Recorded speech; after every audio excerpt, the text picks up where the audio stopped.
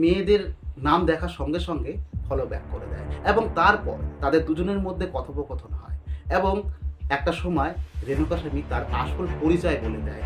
দর্শন এবার জেনে যায় পবিত্রা গোড়াকে যে গালিগালাজ করছিল তার নাম রেণুকা স্বামী এবং সে কর্ণাটকের বাসিন্দা। দর্শনের কর্ণাটকের অনেক জায়গাতেই ফ্যান ক্লাব ছিল, সেরকমই একটা ফ্যান ক্লাবের প্রেসিডেন্ট ছিলেন রঘুবীন।